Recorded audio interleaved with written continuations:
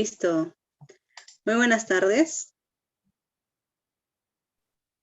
Sí, creo que se está compartiendo ahora la presentación del arquitecto. No, biofilia, primera semana internacional. Ok, Perfecto. Listo. Ahora vamos a presentar entonces a la ponencia del arquitecto Philip James Tapp, ¿sí? Es la última sesión del día de hoy. Esperemos que sea de mucho de su agrado. Igualmente, tenemos un programa, ¿no? Vamos a iniciar con la presentación, el arquitecto va a hacer su presentación y luego podemos pasar a una ronda de preguntas que va a ser al final de la sesión. Pueden dejar sus preguntas en el chat.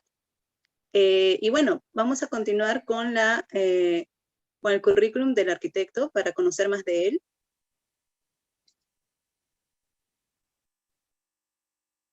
¿Sí? ¿Ya se puede ver? Sí. Josué, ya listo. El doctor Philip Tapp es un experto en el área de creación de espacios como una estrategia sostenible, biofílica y sagrada en las escalas arquitectónicas y de planificación. Tanto su enseñanza como su práctica se centraron en estas importantes consideraciones. Actualmente es un arquitecto registrado en Colorado y Georgia. Tiene un certificado NCARB y es consultor de planificación territorial. Él es jefe de departamento y coordinador del programa de doctorado. Completó su quinto libro titulado Arquitectura Elemental, Temperamentos de Sostenibilidad, publicado por Routledge en 2019. Su libro, Urbanismo, Biofílica, diseño de comunidades resilientes para el futuro, se publicó en diciembre de 2021 en arquitectura. Especialidades, participó en planificación para comunidades sostenibles, diseño biofílico y creación de edificios neutros en carbono. Actualmente vive en Serenbe Community, en una comunidad galardonada al suroeste de Atlanta, que diseñó a partir de 2001. También diseñó su propia casa biofílica y allí que puede funcionar a cero con sensibilidades sagradas y un mágico jardín amurallado. Las consultas son solo para una clientela selectiva. Bien, esa fue la presentación. Le cedo la palabra al arquitecto Neri. Gracias, Marjorie. Gracias a todos por estar el día de hoy acá en la última sesión del día. Tuvimos un día un poco intenso, ¿no? Desde las 8 de la mañana con charlas, con ponencias en el tema de materiales, en tema de tecnologías, ¿no? Tuvimos un workshop muy interesante sobre diseño biofílico y hoy concluimos con llave de oro la presentación del profesor arquitecto Phil Tapp, que lanzó en este año justamente este librito, que también lo tengo acá, de mi colección de libros de biofilia y diseño biofílico, muy interesante, de propuestas que puedan considerar la naturaleza desde el principio de su concepción. La intención del día de hoy acá es comentar Philip Tapp, que tiene y ha generado una propuesta de urbanística biofílica muy conocida a nivel internacional, que se llama Serenbe, que es donde vive también. Y nada, o sea, es digamos, una experiencia muy importante que esperamos ustedes puedan disfrutar el día de hoy. Agradezco más una vez, Philip, por todas las molestias que he generado para que tú estuvieras acá el día de hoy, pero muchas gracias y voy a empezar a compartir la presentación para que puedas empezar tu ponencia. Un minutito. Okay, can everybody hear me all right? Perfect. Okay. I'd first like to begin with an apology. I thought I was supposed to be presenting in February, and I put it on my calendar, and I was at dinner, and I got the text from Andre saying, "You're up."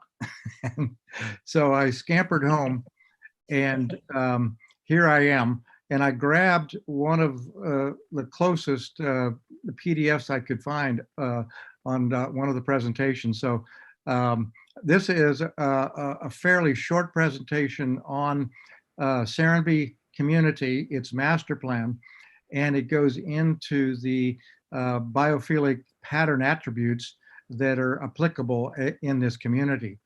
And I think this is a really good teaching tool, and it makes up a large portion of the book, Biophilic Urbanism, because it shows in a community design the 25 patterns that I have developed.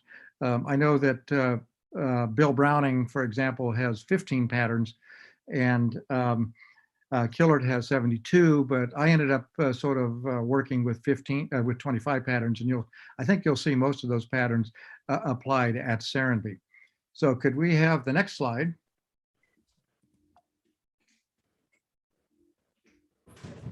There we go. I started working on Serenbe in 2001, and the energy and sustainability environment at that time, the intellectual environment was pretty thin.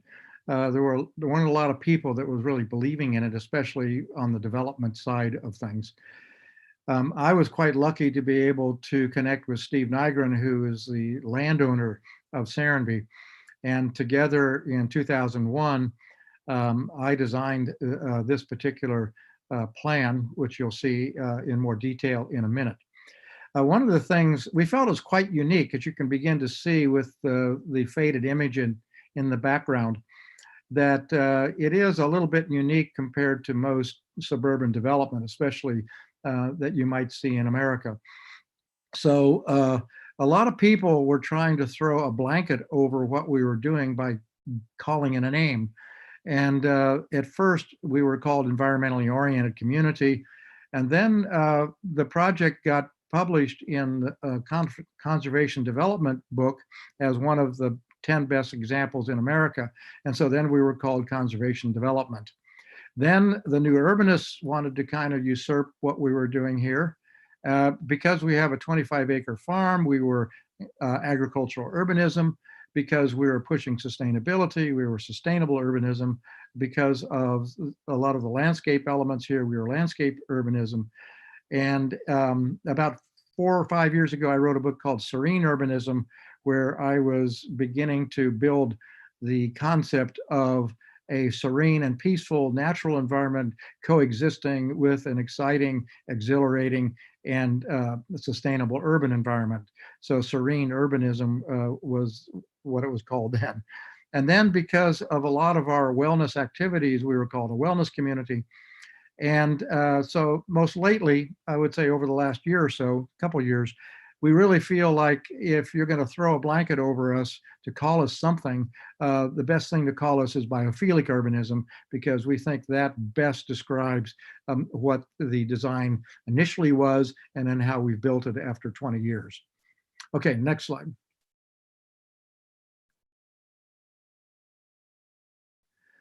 So you can see this is the master plan as drawn in 2 years ago. And at the top center, you'll see a horseshoe shape. And that horseshoe shape there is Selborne Hamlet, which you see over on the left, the upper left image. And the hamlet below that is Grange, which would be over in the middle to your right on the master plan. And I'll go through each one of these hamlets in more detail as I go through this presentation. But one of the things, the plan derived out of a rather rolling and undulating landscape. So the low parts of this landscape, we didn't want to put any development, and we had to respond to floodplains and water. And the hills, the very tops of the ridges, we didn't want to build on either. So we built kind of between the tops of the ridges and the bottoms of these little valleys. And what naturally kind of occurred were these sort of horseshoe shape or omega shape settlements. And instead of having one grand plan for the ultimate build out is about 1,800 dwelling units, instead of having one grand city or town plan for that, we ended up with a series of hamlets. And we call it, as you see over on the left, upper left, the idea of constellating urbanism. And that idea also comes out of the fact that when you create a neighborhood or a small community that is pedestrian oriented, the walking distance for pedestrians becomes a determinant for the size of the community. And when you reach the limits of a pedestrian oriented neighborhood or community, or in our case, hamlet, then what we do is we increase through multiplication rather than by addition. And this is a Leon Creer concept out of England, where instead of adding and making settlements bigger and bigger and bigger and bigger, why not multiply them? And in that case, we ended up coming up with this idea of constellating urbanism. And the reason it's a constellation is because we think that the combination of each of these or all of these hamlets really makes the constellation called Serenbe. There isn't any one thing inside the master plan that is truly Serenbe. So Serenbe is the whole thing. Okay, next slide.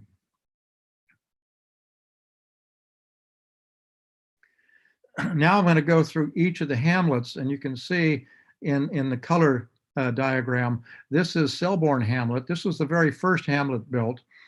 And with each of the hamlets, each hamlet has a variety of similar housing types, from low density single family detached to slightly higher density single family detached, to attached housing, to townhouses, to apartments, and to condominiums. So we have a variety of housing types from which to choose. But within each of these hamlets, we have a differing set of non-residential activities. That way we don't replicate, which is difficult to create these non-residential activities in such a low market population. So in the first hamlet, which is Selborne, it's oriented towards the arts. And this is the performing, the visual, and the culinary arts. And we wanted something that was slightly more artistically oriented in order to have an initial attraction for home buyers to the community. And the culinary arts really was one of the key components to creating a successful growth for the community. In Selborne right now, there are 2 restaurants, 3, there's a sushi restaurant there as well. So we got 3 restaurants in that small green circle.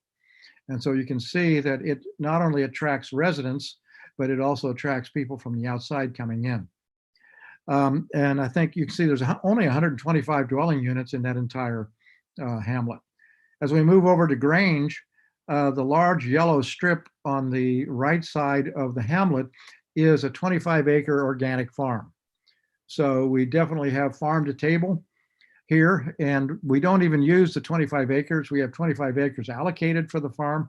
I think we use, depending on the time of year, between 10 and 12 acres for actual growing. One of the interesting things was, you'll notice that on the left side of the farm, there's a series of housing units there. Some traditional developers were saying you'll never be able to sell those homes because they're overlooking a farm. And what really happened was that those home sites went first. People really wanted to buy those home sites, and they enjoyed interacting with the farm and watching the sort of seasonal and daily activities that were going on in the farm. You can literally be in your house with a bowl of pasta and tomato sauce on the stove and feel like if you ran out of tomatoes, you can go out of your house, leave the door unlocked, and go to the farm shed and actually buy some tomatoes and go back to your kitchen within 2 minutes or less. So it's a really a wonderful, I guess, amenity to the community. In the center of each of the communities, that open space inside the Omega is usually a water feature, natural water feature. And in Selborne, it's a small stream. I don't know if you can see it. I don't have my glasses on, but there's a little blue line going down, and it eventually goes all the way down to near the bottom of the master plan. And there's a creek called Cedar Creek, and we'll see more of that in a minute. So, and then in the center of Grange, we have a large pond. And you can actually fish in that pond, and there's no motorboats allowed, but canoes are allowed there. And Grange is now planned for 164 units, and we're getting close to the build out on that one now. So the first 2 are fairly close to build out, and now we're going to move to the third one on the next slide.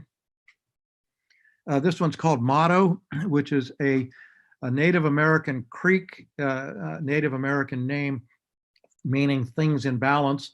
And we felt that the non-residential activities in this particular hamlet, we wanted to orient towards wellness and health. And so there's a whole series of elements that are there, programmatic elements, that include a fitness center, a dentist, a doctor, a chiropractor, a number of wellness practitioners located there. There's going to be, it's in design right now, a assisted living complex going there, and a Montessori elementary school going in there. It'll actually be a K through high school going there as well. There's going to be a Six Senses hotel and spa that's also going to be there.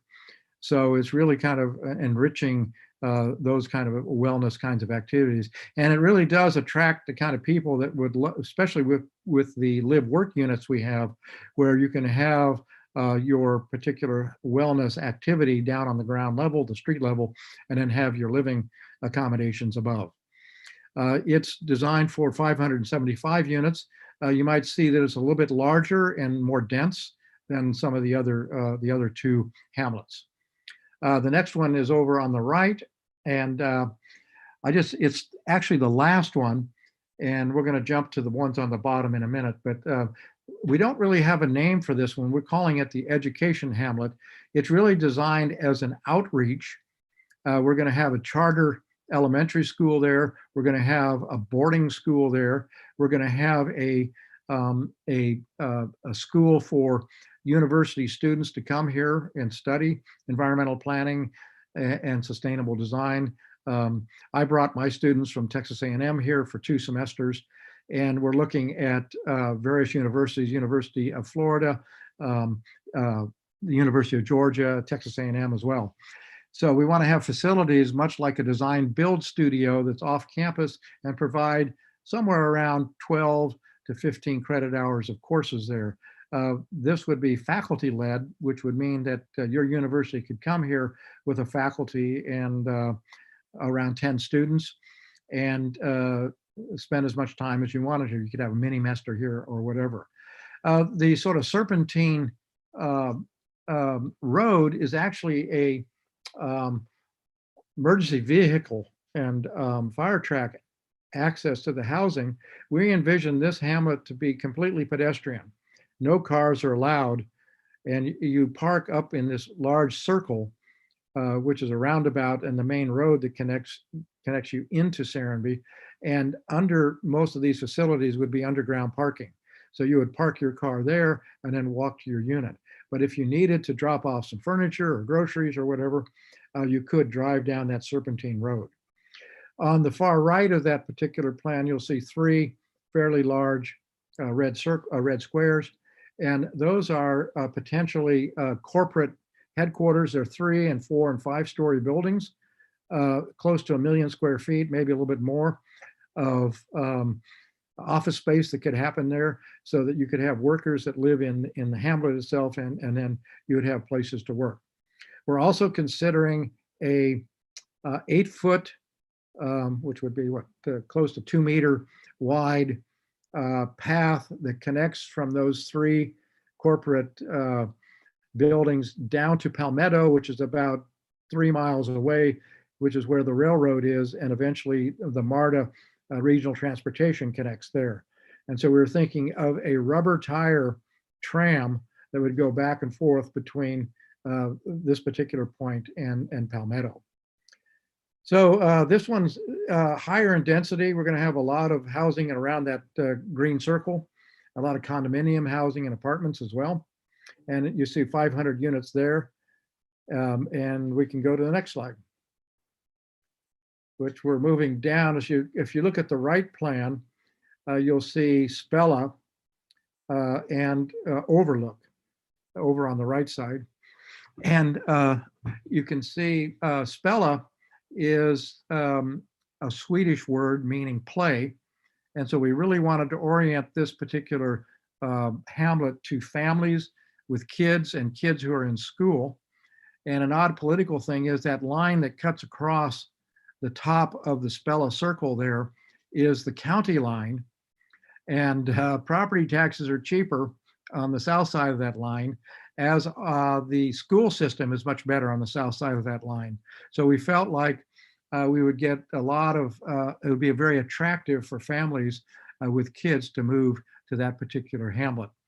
So there's very few non-residential activities in this hamlet because Motto, just to the north of it, has a lot of non-residential. What we have is the center of it as a 400-foot square park that would be basically the natural contours and the natural trees that are there. And we would have zip lines and kids' gardens and picnic areas, and there'll be a coffee bar there. So you can buy a few things to eat there, but it's mainly an outdoor oriented place. Another thing in Serenbe, which I think is important to point out, and you can see it in the larger plan in both Spella and in Overlook, no house every house has access to open space. We don't have houses on streets looking at houses. We have houses on streets that have either open space in the back or they're opening in onto gardens. And if you analyze the Spella plan, you'll see that every one of the yellow and orange bits is connected to some sort of housing or some sort of outdoor area. And this certainly is an important biophilic planning principle. It's one thing to have parks, but to be several blocks away from the park, which means that you're not going to have daily contact. You're not going to have views on as you go through your daily activities, and you're not going to have a direct access to the nature, where in all of our designs, we've wanted that direct access for every house. So Spella, what do we have there? Do we have the unit count? 400 units, is that right? No, 320 units. And Overlook has 48 units. And Overlook, you're from Motto, you go up a hill and then you go down, and you'll see the bridge there, and that is Cedar Creek. It's a beautiful little stream that goes through. And again, that's the low part of the entire development. And you'll see the yellow going all around Spella there. That's all marshland, beautiful land. Lots of wild animals, deer, armadillo, beaver, these kind of animals kind of live there. So the next slide, that's really the hamlets. Let's see if we can go to the next slide.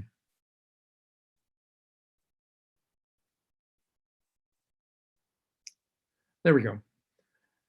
We are working on another hamlet right now, which is just south of these, that is oriented towards affordability.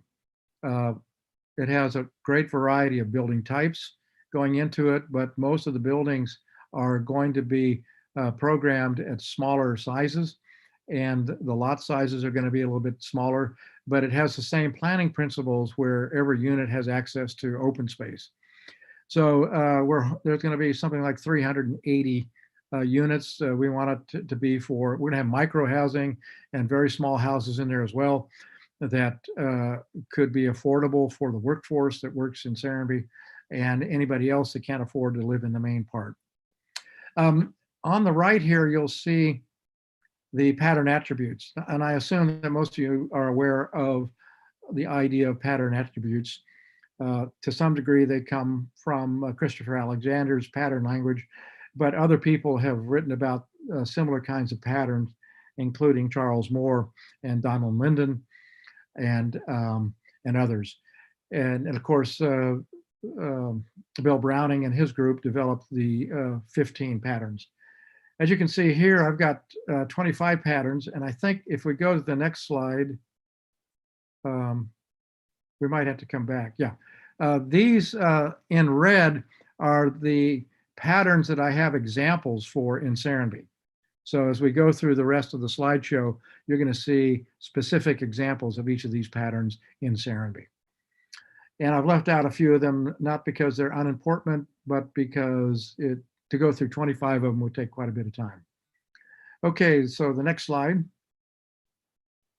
This is the first pattern, which is really connections to nature or the plant kingdom. You can see in the master plan there, the amount of green, light green, dark green, and yellow is a tremendous percentage of the land area of the site. 70% of the master plan is dedicated to open space, and we cannot have more than 30% as built. And you can see in the image of Grange there, you can see Serenby Farm there on the lower right part of there, and you can see many of the different housing types. As you get down to the bottom of that, which would be the bottom left of the slide, we have lower density housing, and we have what's called the Thorburn Transect, and I'll talk a little bit about that. The lower left of the image of the photograph. Do you see the photograph? Yeah, the lower left of that, we're going to have lower density. And then in the middle, we're going to have medium density. And then as you move up to the top, we have higher density, or the apex of the omega shape. And also at the top is where we have a concentration of non-residential uses. Those peaches are actually out of my garden. I had a huge yield, not this year, but last year. I had about 200 peaches on 2 fairly small peach trees. It was amazing. So the text below, I won't read through that. Maybe, I mean, you have access to this particular PDF. You can have this, and then maybe translate that at some other time. Okay, the next slide goes into the animal kingdom. And we have a lot of animals here, and we have a lot of programs that introduce children to animals. During the summer, we have the Serenby Camp. And as you can see here in the photograph on the left next to the girl, kids learn how to ride horses, and they interact with a lot of the wildlife that's there. And we have an animal farm, which is in the master plan. You'll see the small brown circle near the top in the center. We have an animal village there. And in that animal village, we have more than 100 animals that include llamas and goats and chickens and pigs. And what else do we have? Rabbits. And whenever there's a new animal that gets born, as you can see in The Child with the Piglet, the kids are encouraged to come and pet and hold these little baby animals. So it's a really great way to introduce children to animals. Like I said, 100 animals in the village. I would say that nearly every household right now, we have close to 900 residents in Serenby, and there's probably close to 900 cats and dogs in Serenby. So people really enjoy to have animals around. We have strict leash laws for the animals, and we have dog parks. But at the same time, it's been proven that access to animals, and particularly domestic animals, is beneficial to healing. And the next slide, we move into sensory connections, and it includes all the different kinds, from auditory to haptic to, if I'm reading them all here, gastronomy, and so on. It's difficult to walk around Serenby without smelling the great foods from some of the restaurants. We have 3 in Selborne. We have 1 going into Grange. We have 1 right now in Motto. We have another one going in. And so we have quite a few restaurants around. So you really have the smells from the restaurant, which is really quite nice. We have a lot of special places like this waterfall here. It's a kind of a getaway. It's kind of a little bit hard to find. If you see the fairly large blue circle in the lower central left there, yeah, right there, that's where the waterfalls are. And it's a wonderful place to go to and just hang out. It's very contemplative and quiet and healing.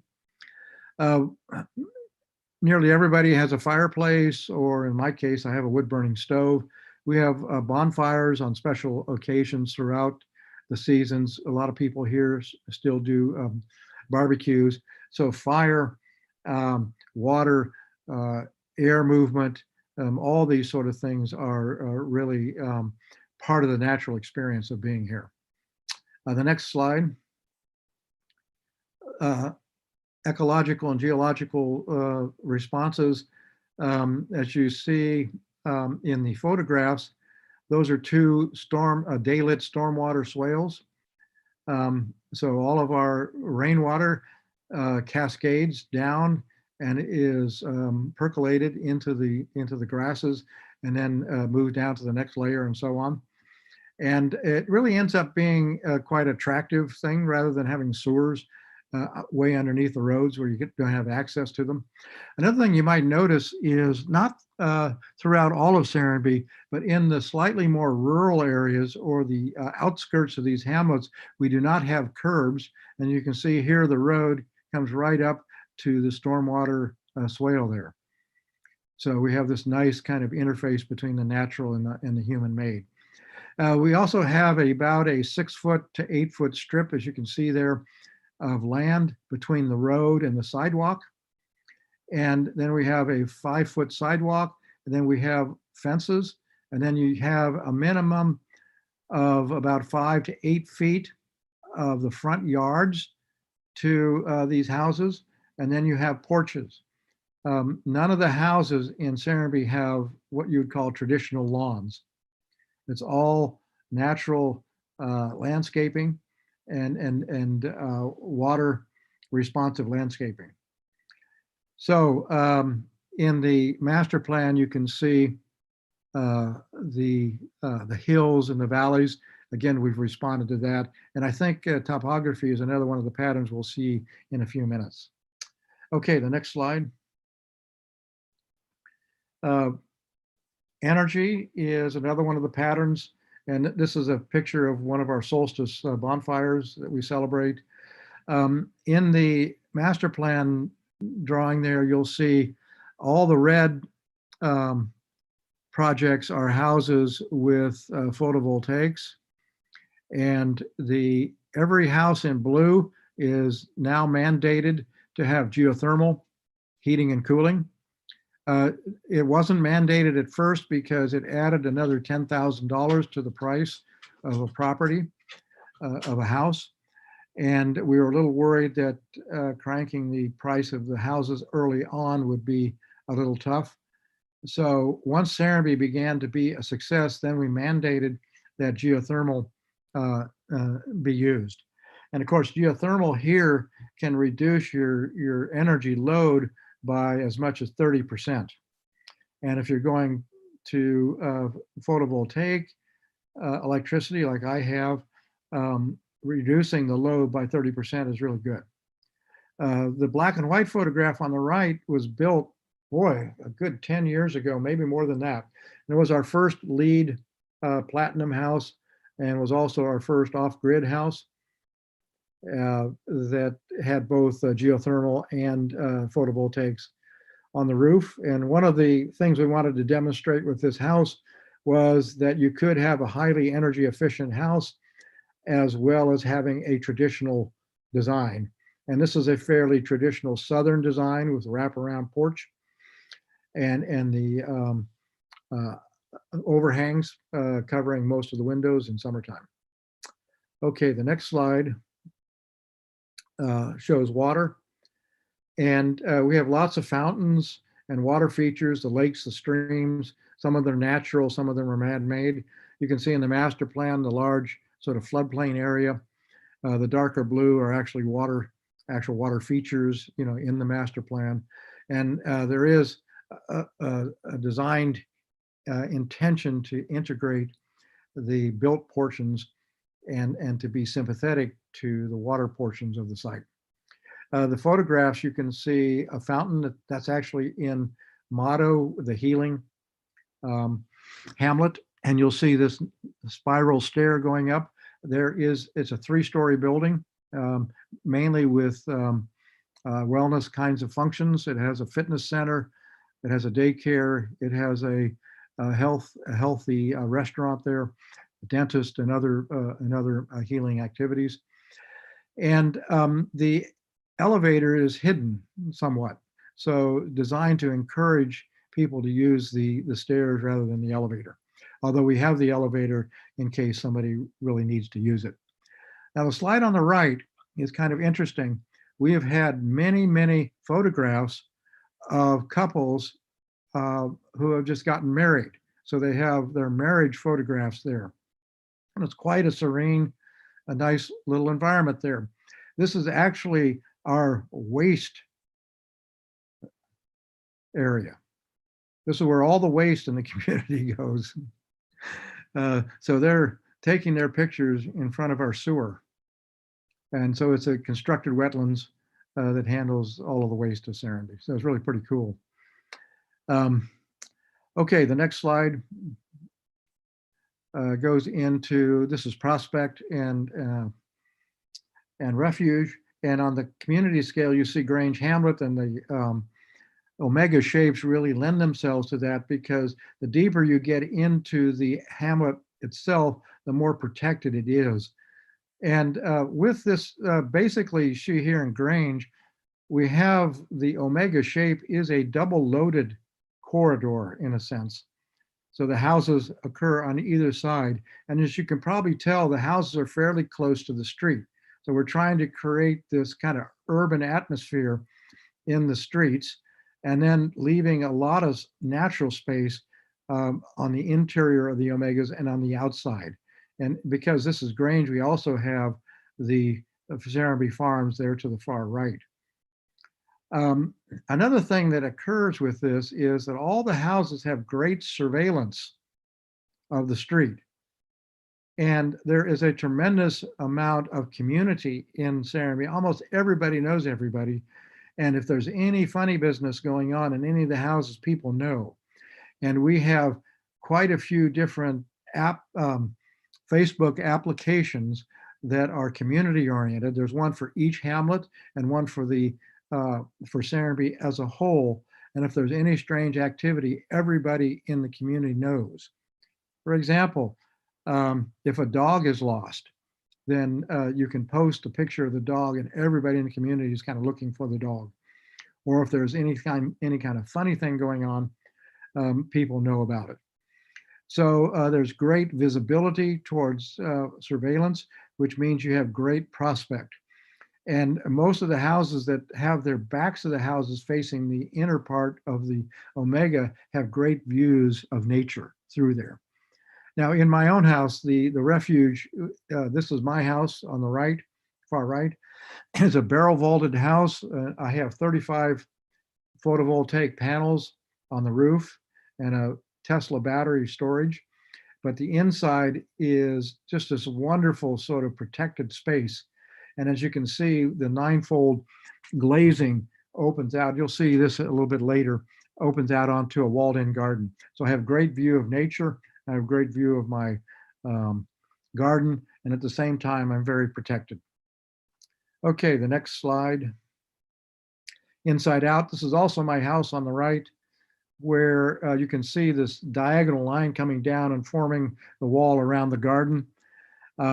Also encourages this kind of the illusion of inside and outside, where the outside is really kind of like an outdoor room, but it's also something visually very interesting to look at. And not only that, you can see the loft guest bedrooms up above, way up in the far right corner. If you're way up there in the far right, the right corner of the photograph, see the photograph, go over the photograph. Yeah, way over, further, photograph. See the blue? Yeah, right there. That's the guest bedroom that overlooks the living room, that overlooks those huge windows looking out into the garden. So no matter what space you're in, you have this visual access to the garden. In the plan diagram, this is basically Selborne. You can see the red being the houses, the green being nature, and the purple are the outdoor spaces. These are either outdoor gardens, they're decks, they're outdoor rooms, they're patios, and there's a real attempt at Serenity to create these interstitial spaces between the heavily built and the natural. And you can see in my house, you can see the deck there, which in a way is kind of an outdoor room. And then you have the garden, which is natural. Okay, the next slide. This has to do with topography. You can see the darker green is the low areas down where the Cedar Creek is and the streams. And then the lighter green is the higher contours. And you can see how the omegas kind of fit in between the higher and lower elements of the topography. And the photograph on the left is a typical image. I'm actually taking it from the street, and we'll actually be building houses there eventually on that land, on that sloping land. And over on the right, you can see there is a house that's at the end of a small development in Serenbe. And this bridge goes right across one of the ravines and connects to the commercial center of, this is in Grange. And so that is not only a wonderful way to deal with the contours, but it's also a wonderful way to immerse and engage in biophilia, in the sense of nature, being able to walk and see the stream below and almost be in the trees itself. Okay, the next slide. This is kind of an important slide. And the diagram on the upper right is what I call the Thor transect. It's a rural to urban transect. And if you're going from right to left, it's rural to urban, with the urban part of the village center. And there's something, this was invented by a planner in England in 1971 by the name of Andrew Thorburn, Thorburn. And he came up with this observation of traditional English villages, that as you approach the village, usually you have farmhouses that are set quite a ways back from the road, with a lot of either farmland or forested land around them. And then as you approach the village, very often in English villages, you have stone buildings at the entry, and it's what we call a pinch point. And so it's kind of like saying, okay, now you've entered into the village. But beyond that, what you have, beyond the opening into it, you still have kind of estate houses set back away from the road. And as you approach the center of the village, the houses start to get closer to the road, and they get closer to one another until you get to attached housing. And not only that, the attached housing is right up against the sidewalks. So you have really an urban space being created by the architecture. Now, an interesting phenomena is the reverse of the natural environment. As you're in the dense part of the village, you have most of the natural areas in walled-in gardens in the back. And then as you move towards the extremity of the village to the right, the landscape then begins to hop over and forms a filter between the street and the houses, and then eventually ends up transitioning into the farmland. And you can see in the image of Selborne down below, the same thing happening. We have our estate houses on that lower right end of the photograph, further apart and further away from the street. You can see the trees next to the street, and then you slowly see the trees beginning to be dominated by the interior of the omega, or the woods on the backside of these houses. And then when you get to the center, you can see the attached housing and the commercial are really making an urban sort of room at the top of the omega. So this was a very, very important element of our planning. Hold on, I've got to get my dog, who is barking, and she'll bark through this entire presentation if I don't get her. No problem. Yeah, just a second. It's a pattern for the biofilic urbanism.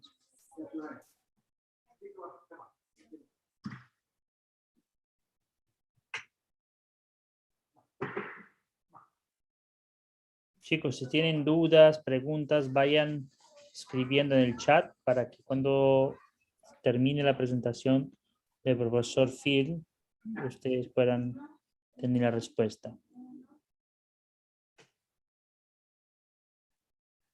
Well, she's not barking. She's still out there. It's definitely a Serenbe biophilic problem. Okay, I'm going to stay on this slide again for another minute. This transect works in the way that we have designed the roads.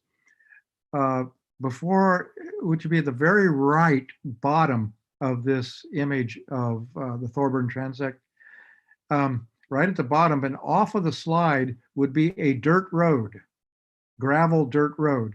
And then as you enter into Serenbe, it turns to a paved road. And that paved road has no curbs. And it's very similar to the image I showed you before with the swale in between the road and the sidewalk. And in fact, in this part where you see all the trees in that image, there are no sidewalks.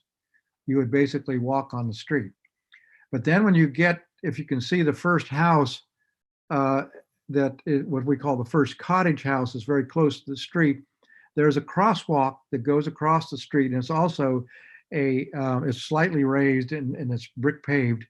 It's a traffic calmer, and it also has street lights there that marks paths that go into the Omega and back into the woods. And it also identifies a transition. And from that point on, we have curbs. And for about six houses going along the Omega shape, we have curbs and parking on one side of the street. And then you get to another traffic calmer, and then we have parking on both sides of the street. So we're slowly beginning to introduce more automobiles and introducing more urban elements. The curbs here in Serenbe are all granite. And we spent a lot of time working with my students developing wireframe massing models to begin to implement this particular Thorburn transect. So if you see the last house on the upper side of the road there before you get to the commercial attached, it was very important that we had the scale of these houses be compatible with jumping over into attached and live-work kinds of units. So all of this was very carefully considered as we went through the design phase. And we've done this with every project. And when we have a lot, let's say one of those lots is about 60 feet wide by 110 feet deep, out of that entire shape, we will identify the buildable area within that lot. So we identify where you should be relative to this Thorburn transect. And then you can build whatever you want. And I don't know if you can tell, but there is a large variety of housing types in the design of Serenbe. The circle in the plan over there is a 1 mile diameter. So that's your walking distance. And it's really kind of interesting to see the red and the blue.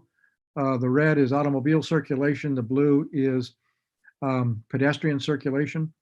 We have 16 miles of trails in and throughout Serenbe. And it's actually in many ways faster to connect from one hamlet to the other via the blue than it is via the red. Okay, let's go on to the next slide. Here you can see a lot of the varieties of different housing types, from more traditional Southern style to European vernacular with my Vespa out front. And it's an electric Vespa, by the way. And what we would call contemporary European vernacular, because it's very simple, iconic shape, but the tectonics of it are slightly modern, or contemporary. Then we have Southern Plantation. It's actually a beautiful house on the inside with this completely wrapping around porch. See the contemporary, one of my students designed that contemporary. It's a live work. The hair salon is down below, and it's a 2-story apartment above. And this was the second semester. He was a career change in the master's program. This was his second design studio. And we did the design for this entire cluster. And the developer liked his design so much that he said, okay, we're going to build it. So we flew the student out to Serenbe, and he worked with a local architect. And here, by the time he got to his third studio, he had his first project built. Really quite remarkable. So you see the density gradient sign down below with the image there. That's the blue-eyed daisy. And it was the most brilliant thing to happen to Serenbe, because when the first 20 houses were built, there wasn't any real sense of community. There was a little bit of a sense of community, but not that much, because people basically live their lives in their own houses and they commute to work. So the Blue Eye Daisy was built, and all of a sudden there was a kind of a community living room, a place to go have a cup of coffee. It was an internet cafe as well. And it was Georgia's first LEED certified commercial building. So it was built to sustainable standards and became such an important part of Serenbe. I don't know if you can tell by the image, we probably have more electric carts now in Serenbe than cars. And we probably have more electric cars, including Teslas, than gasoline cars. And this has all happened within the last 2 to 2.5 years. So it's a huge transformation that's happening.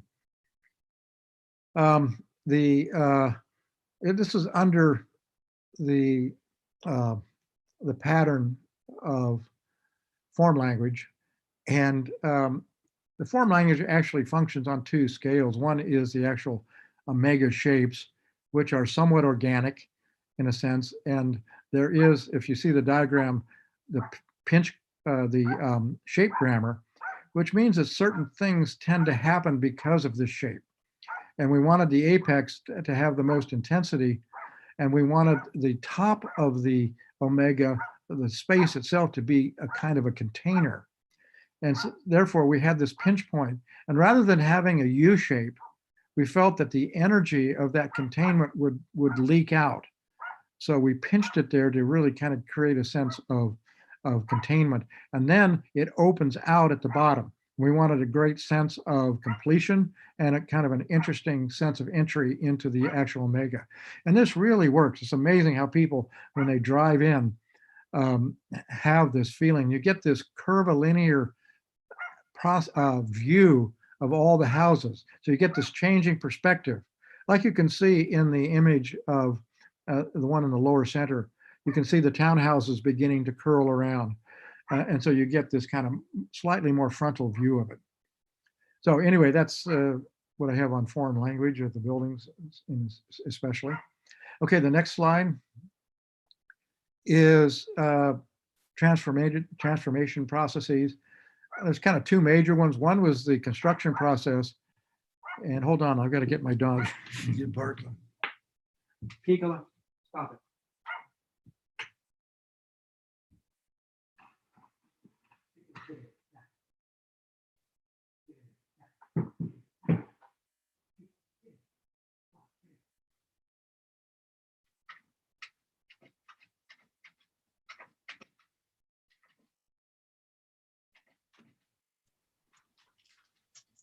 No se olviden que también pueden ir reposteando el seminario en sus stories, compartiéndolo en sus redes sociales, que nosotros vamos a estar atentos ahí a repostear y hacer publicación de todo.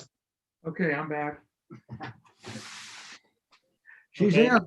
No more barking.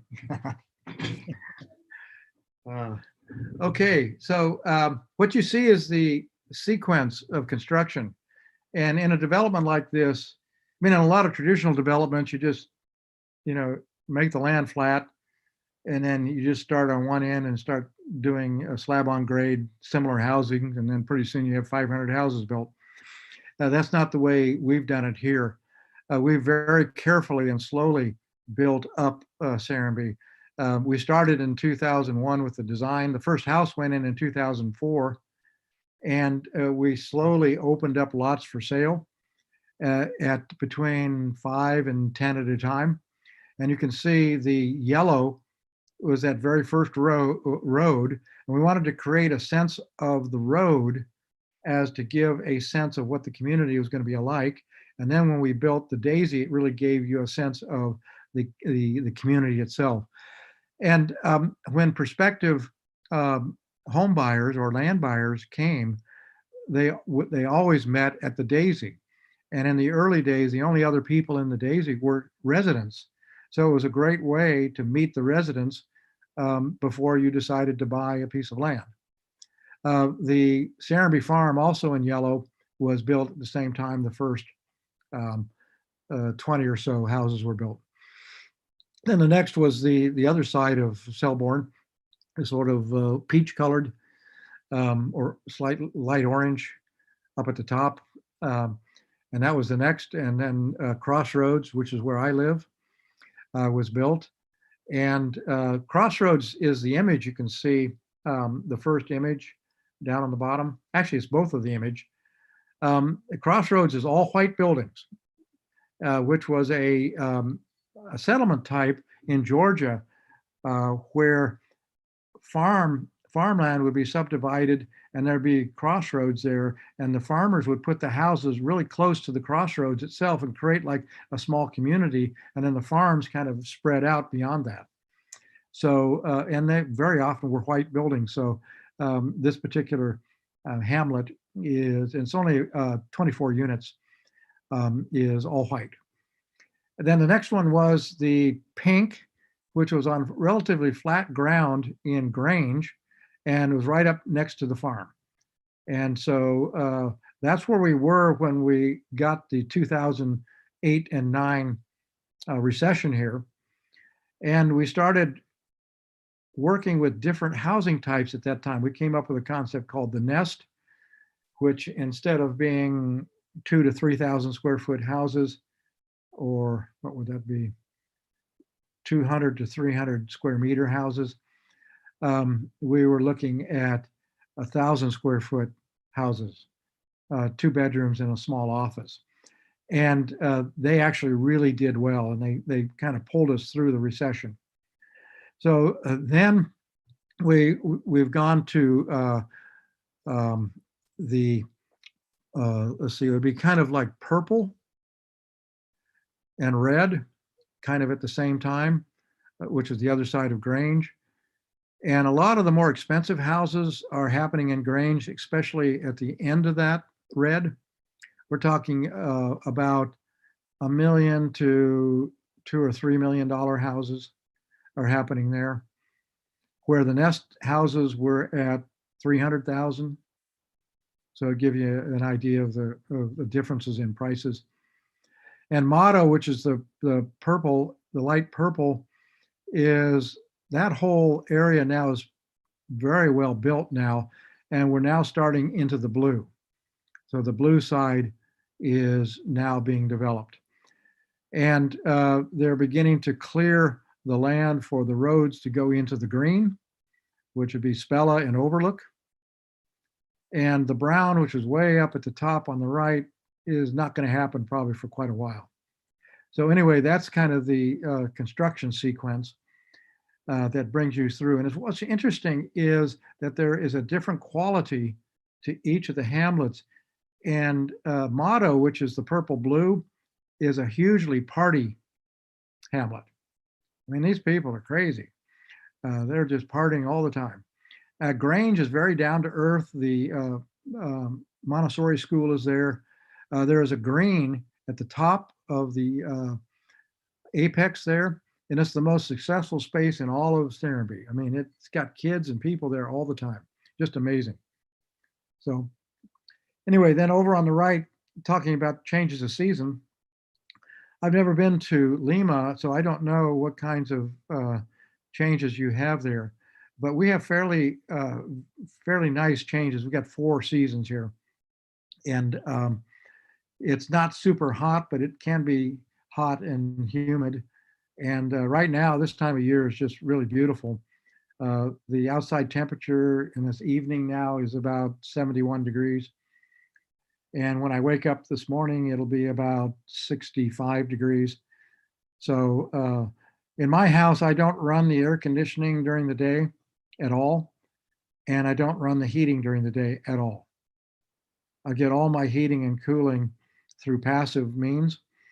And I only need cooling in the summertime at night because the temperatures inside will get up to about 78 degrees, and I can't really sleep in that very well. And then in wintertime, if I don't have anything on, it can get down to into the high 50s, and that's a little bit cold to be typing on your computer. So anyway, the next slide, please. Living color, there's a lot of color in Serenbe, and because of the changes of season, we get that. We have a lot of deciduous trees, so things are beginning to change now. We promote a lot of different colors for housing and building types. The swimming pool, that's the community swimming pool, which is a interesting pink color, almost fuchsia color there. We have lots of wildflower meadows that in springtime and through a large part of the summer are flowering with lots of flowering plants, which is really pretty cool.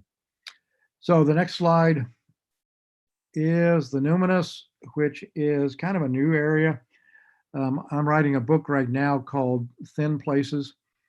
And the numinous is a kind of an experience that is housed by a thin place, or a place where a sacred kind of experience can happen. And in Serenbe, we have lots of these sort of special places, either natural or human-made. And like I mentioned before, the waterfalls, which is one of those green circles way over on the left, is one of those very special natural spaces. And we're hoping that the 400 square foot park in the center of Spella will be another one of those special places. And so these are used either individually, or sometimes we have community kinds of activities that occur there. So the next slide talks about the outcomes.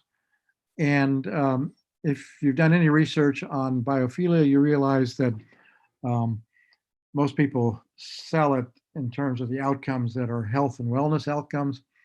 And I've expanded those to 5 outcomes, which include climate neutrality, true sustainability, placemaking, health and wellness, as well as the numinous. And these are all positive outcomes of biophilia.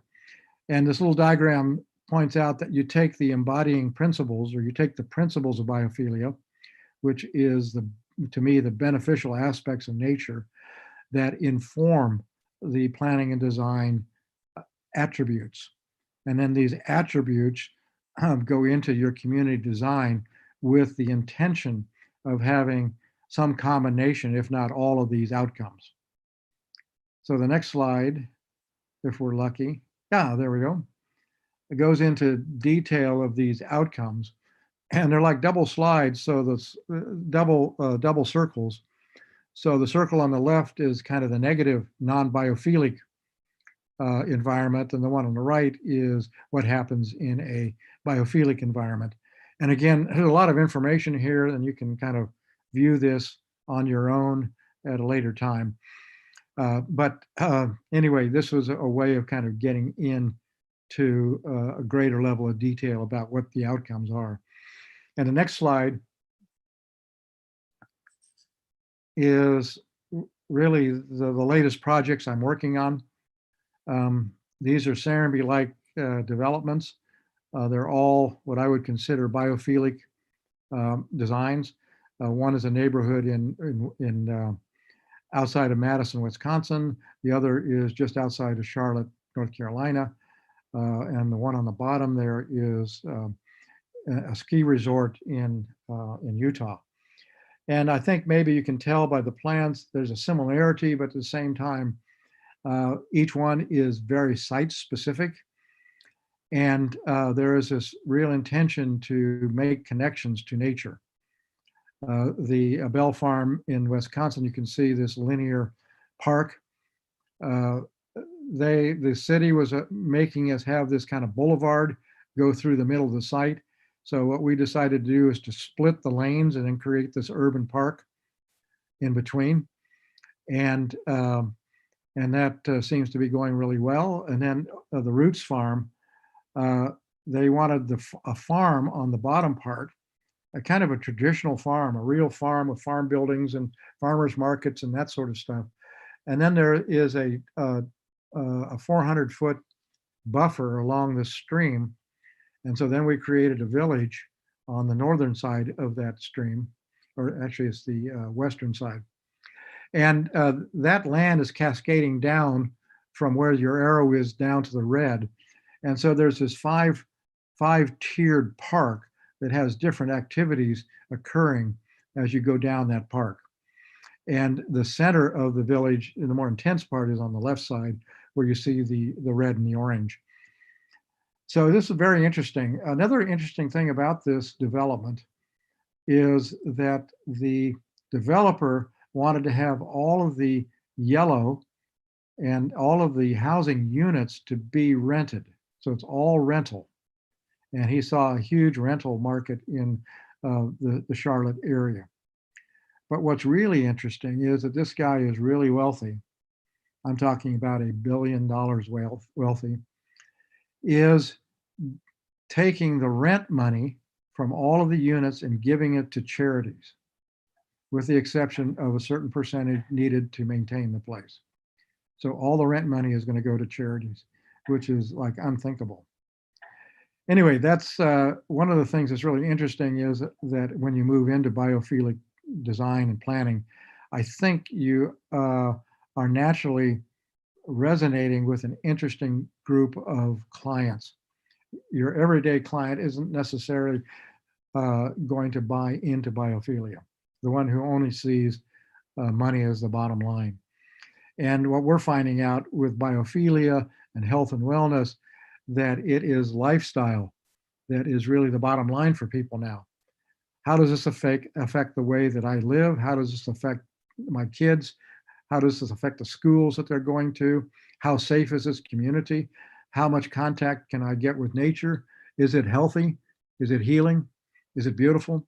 These are all things that are beginning to be far more important to people, at least that we're running into.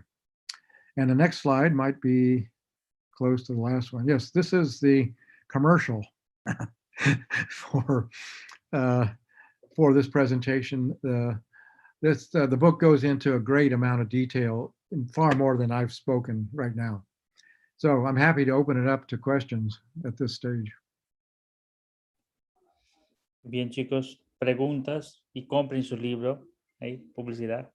Publicity for Phil.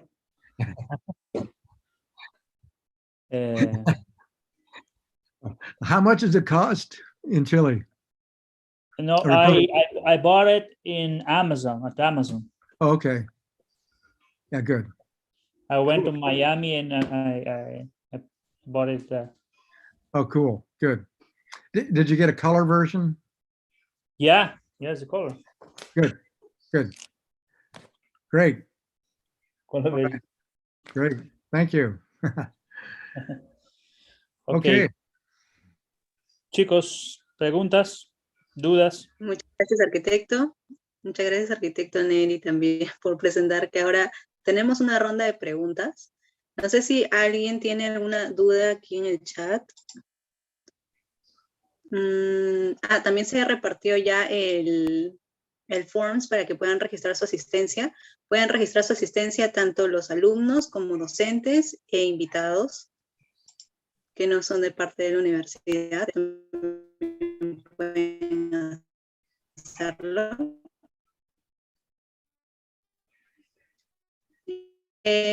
A ver, yo estoy revisando aquí las... creo que no se me está escuchando bien, ¿o sí? Sí, se te escucha. Se cortó. I can. Sí. Ya. Se cortó un poco, creo. Bueno, tenemos una pregunta que me llegó al privado. Dice, ¿cuál cree usted que es lo más difícil a la hora de crear y proyectar un diseño urbano con enfoque biofílico?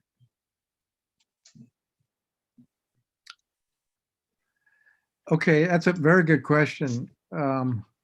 First of all, I think whoever is the owner or the client or the developer or the community has to have a predilection to biophilia and kind of understand its benefits to begin with, or have an interest in having nature be a greater part of their community. And what I'm finding is almost all of our clients have this kind of predilection. They are interested in having something that's a little bit different and more healthy. So the first thing is to attract the clients. It's hard to sell these ideas to somebody who is really not open to them and only sees dollars as the bottom line. And I'm at a certain stage of my career where I tell them to go to hell. I'm not interested. If you don't want to do this stuff, go find somebody else, because I get clients who are interested. So the next hardest part of it is the site and its location. Because if you're in a, like this image that's on the screen here, if you're in the middle of that city, bringing biophilia into that city center is a totally different design problem than, let's say, to these buildings that are a little bit on the outskirts, or to even go further than that, like the work that I do, which is almost counter-urbanism. So depending on the site, you have to, again, I think the pattern attributes, you still have that palette. And so then you have to go through that palette and see which ones are most appropriate for the given context. One of the things, and this is a very personal thing for me, one of the things I'm not that interested in is sticking trees on high rises. To me, it only provides a moderate amount of biophilic design. My approach would be to get rid of the high rise. Muchas gracias, arquitecto.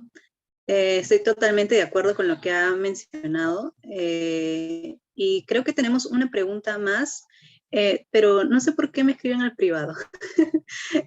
Bueno, acá de parte de Jess de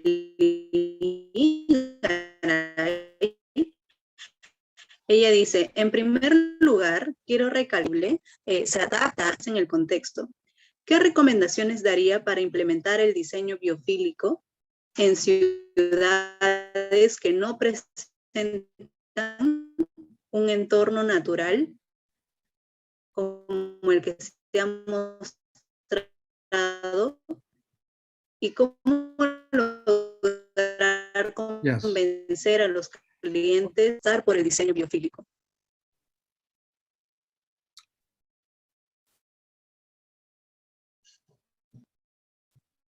Yeah, that's a hard question. First of all, every site has ground, and ground is natural. The earth is natural, and every site has sky. So the sky is natural. So if you don't have a lot of nice trees, you've got ground and you've got sky to begin with. And that may be the only natural elements you get to work with, at least at first. And you can always plant a tree. So the next thing, if you can't have a lot of, let's say, green nature like we see in this image here, my approach would be to create a really dynamic social environment. So you begin to, let's say, augment hanging out with trees and nice gardens and all of that with hanging out with people. A good example is to take a look at Monteverde in Spain, which completely pedestrianized its historic center. And if you look at that design, you'll see there's a lot of hard surfaces, and you'll see that there's a lot of buildings. But what they've done is really humanized it, and they've been very strategic about where they put trees and where they have parks integrated into the overall fabric of the place. And because it's predominantly pedestrian, it's really super successful. The children mortality rate has gone to 0 from traffic fatalities. There is a higher proportion of children now in the downtown area. Population has increased rather than decreased since 1999 when it was first started. So looking at those kinds of examples, I think are really good. Now, we're not talking basically about a developer in this case. We're talking about a municipality.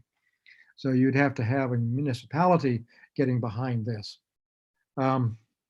Again, the developers, either the developer owns the land to begin with, or the developer is thinking about buying the land.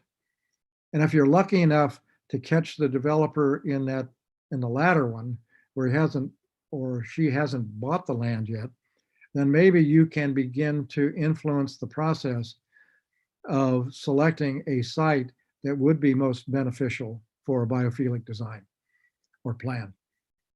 And I don't know if that really answers your question, but look at Muchas gracias, arquitecto. Sí, muchas gracias. Igual tenemos unas cuantas más que acabo de ver en el YouTube.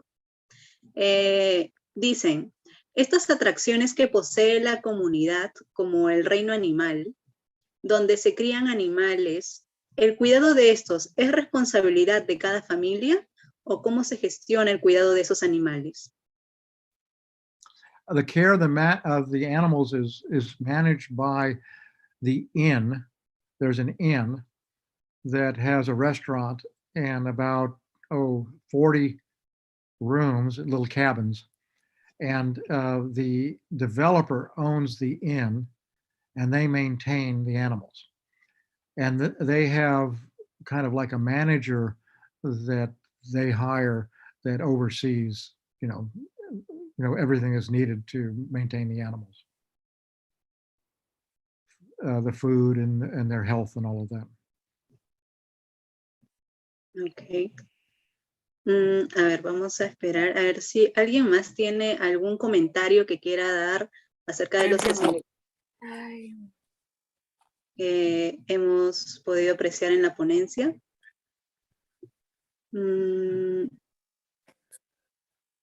Sigue ya.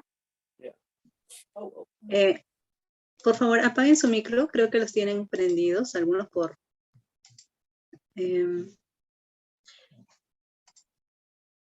bueno, si no hay más preguntas, creo que podemos dar por concluida la sesión.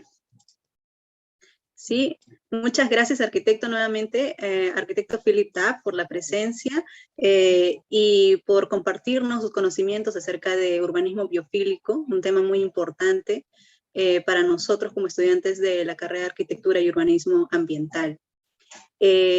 Bueno, les pediría a todos, por favor, que puedan prender sus camaritas para poder tomarnos una fotito como recuerdo de esta ponencia con la compañía del arquitecto. ¿Sí? I see one person. Oh, there's another one. Sí, al final siempre se animan a prender sus cámaras.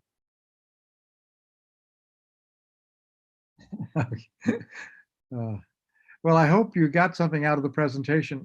I literally just went to a file and grabbed it, and this was actually a short presentation on this topic, so it was probably long enough for you guys.